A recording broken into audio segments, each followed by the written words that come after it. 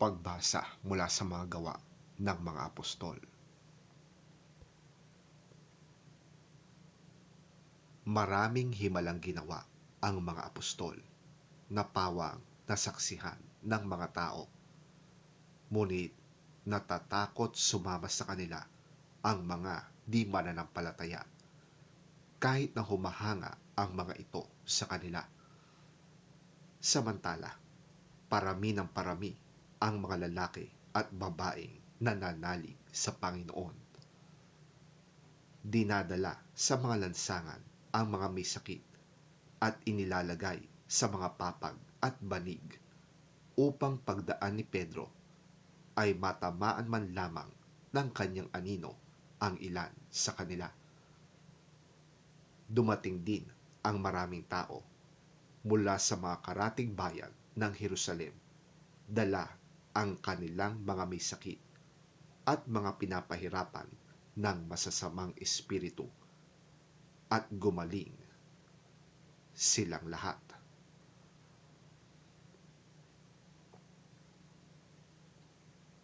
Ang salita ng Diyos. Salamat sa Diyos. Pagbasa mula sa aklat ng pahayag. Ako'y si Juan, ang inyong kapatid at kasama sa kapighatian at pagtitiis na nararanasan ng mga kabilang sa kanyang kaharian dahil sa pakikipag-isa kay Jesus. Itinapon ako sa isla ng Patmos sapagkat ipinahayag ko ang salita ng Diyos at ang katotohanang inihayag ni Jesus.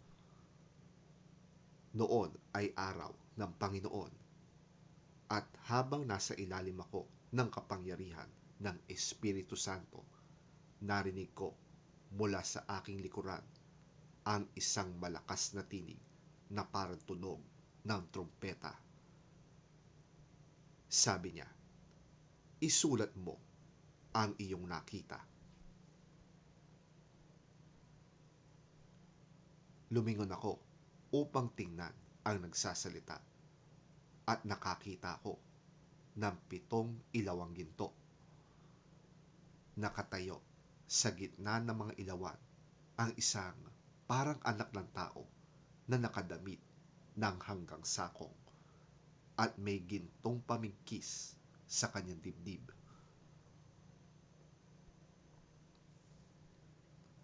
Pagkakita ko sa kanya, para akong patay na bumagsak sa kanyang paanan.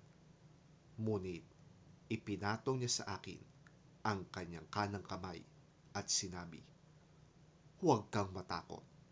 Ako ang simula at ang wakas at ang nabubuhay.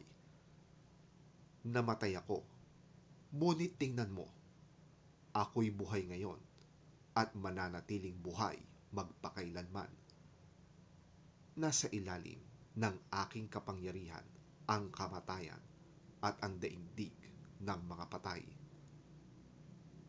Kaya't isulat mo ang iyong nakita, ang nangyayari ngayon at ang mangyayari pa pagkatapos nito.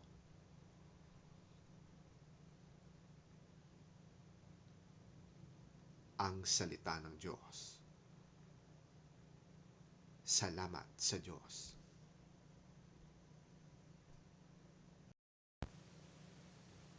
Ang mabuting balita ng Panginoon ayon kay San Juan. Papuri sa iyo, Panginoon. Kinagabihan ng araw ng linggo, ang mga alagad ay nagkakatipon. Nakasara ang mga pinto ng bahay na kanilang pinagtitipunan dahil sa takot nila sa mga Hudyo.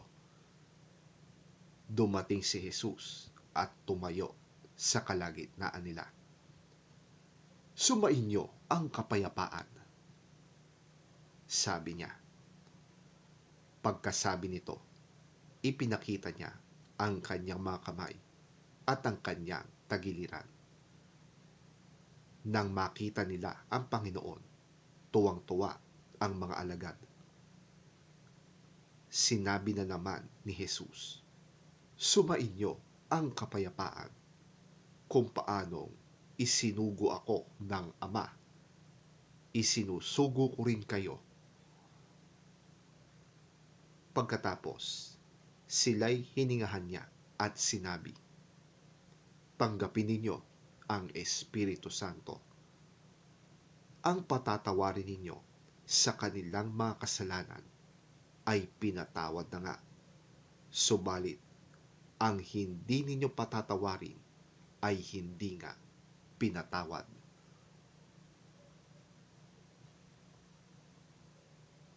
Ngunit si Tomas, na tinatawag na kambal at kabilang sa 12, ay wala roon nang dumating si Jesus. Kaya't sinabi sa kanya ng ibang mga alagad, "Nakita namin ang Panginoon."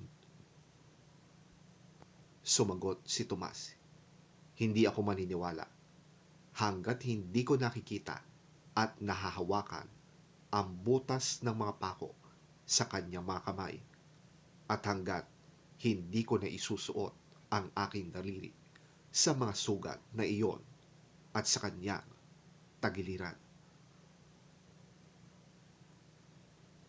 Makalipas ang 1 linggo, muling nagkatipon sa loob ng bahay ang mga alagad at kasama nila si Tomas.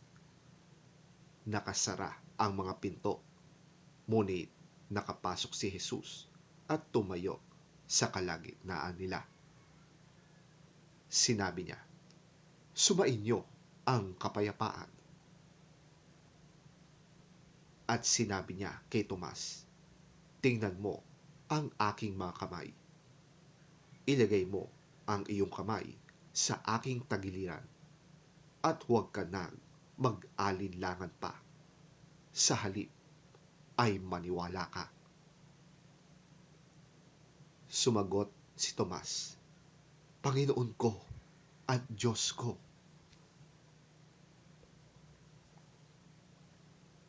Sinabi sa kanya ni Jesus, "Naniniwala ka na ba dahil nakita mo ako?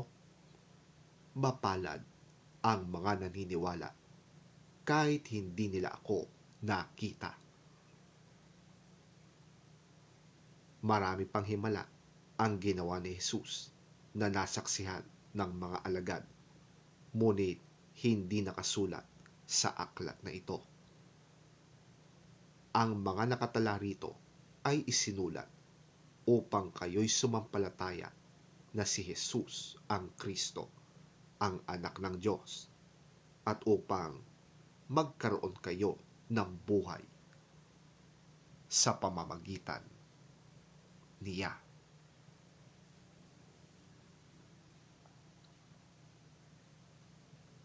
Ang mabuting balita ng ating Panginoon. Pinupuri ka namin, Panginoong Hesukristo.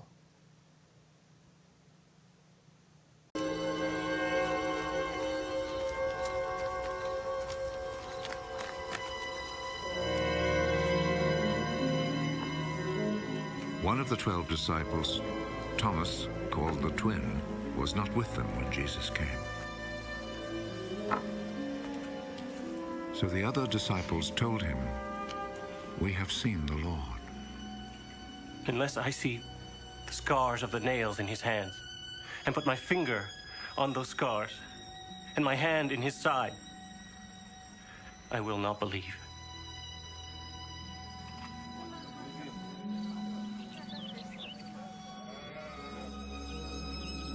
A week later, the disciples were together again indoors, and Thomas was with them. The doors were locked, but Jesus came and stood among them.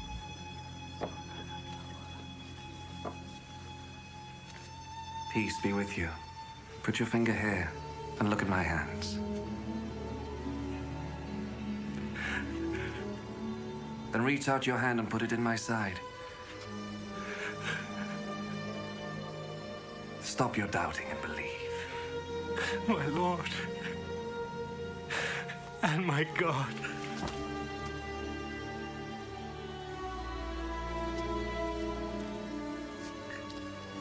believe because you see me. How happy are those who believe without seeing me?